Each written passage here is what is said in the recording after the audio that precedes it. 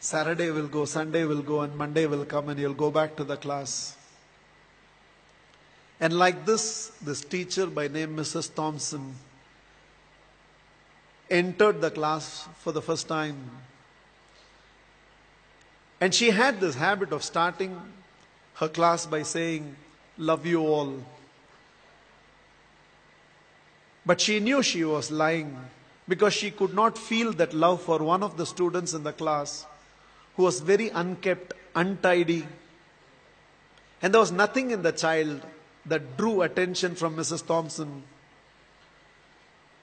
She was little indifferent to the child.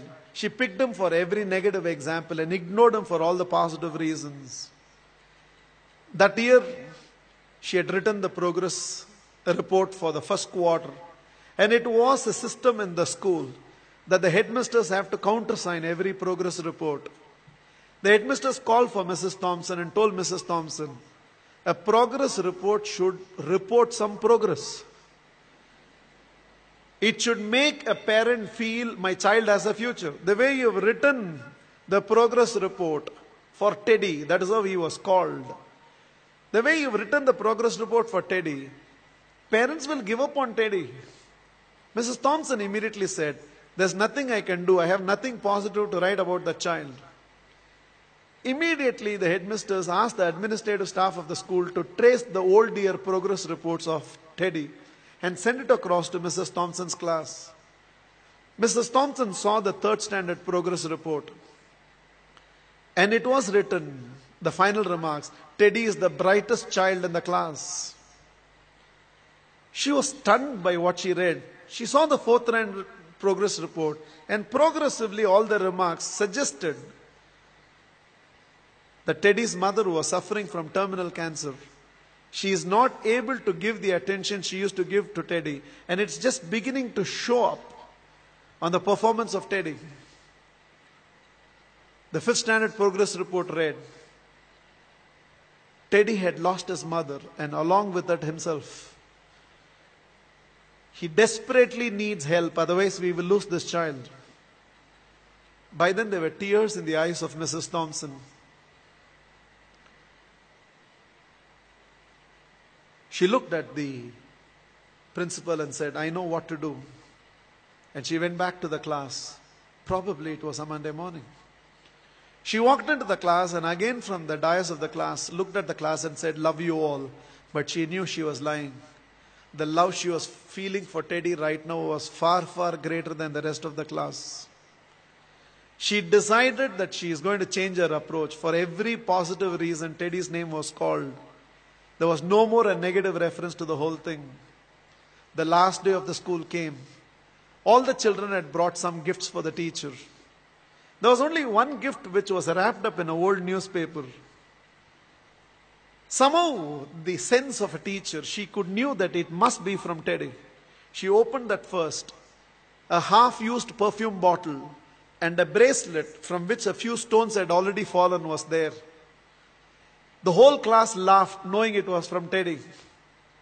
But without saying anything, Mrs. Thompson just took that half-used perfume bottle, sprayed it on her, wore that bracelet.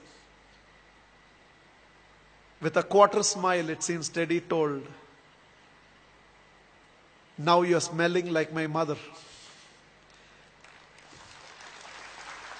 This is the last perfume that she used before she left me. And this is what was removed from her body before she was taken into the coffin. 1 year later, end of the school, end of the year, there was a letter on Mrs. Thompson's table. I have seen few more teachers, but you're still the best teacher I've ever seen. With love, Teddy. Every year till the end of the year, Mrs. Thompson used to get this letter from Teddy. I've seen few more teachers, but you're the best teacher I've ever seen, Teddy. Years rolled by, they lost contact. Somewhere an agent traced Mrs. Thompson, who had retired by now, and handed over a letter. And the letter was signed, Dr. Theodore. PhD. Teddy had gone on to become a PhD.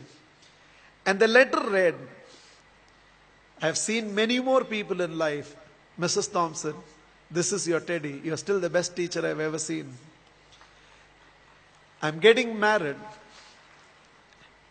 And I cannot dream of getting married without your presence. Along with that enclosed were to and fro flight tickets. Mrs. Thompson couldn't resist. She no more had the perfume bottle, but she still preserved the bracelet. She wore that and went to the church. She was trying to sit in the last row, but volunteers identified and ushered her right to the front row.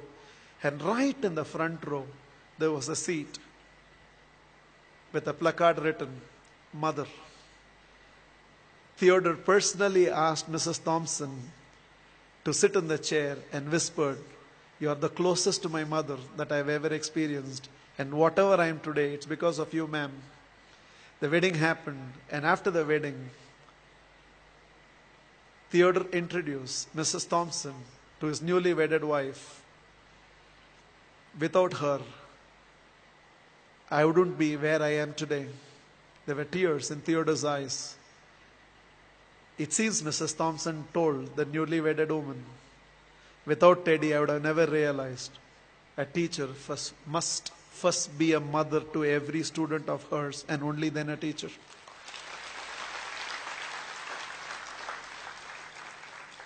This is just my request to all of you. There is a Teddy sitting in your class. When you go back to your classroom on Monday morning, there is a Teddy in that class, and you can be that Mrs. Thompson. Please, on Monday, don't go back to the institutes as a teacher. Go back as a parent who can also be a teacher and be a turning point in the life of those children. You plus me. I believe we can build a new world.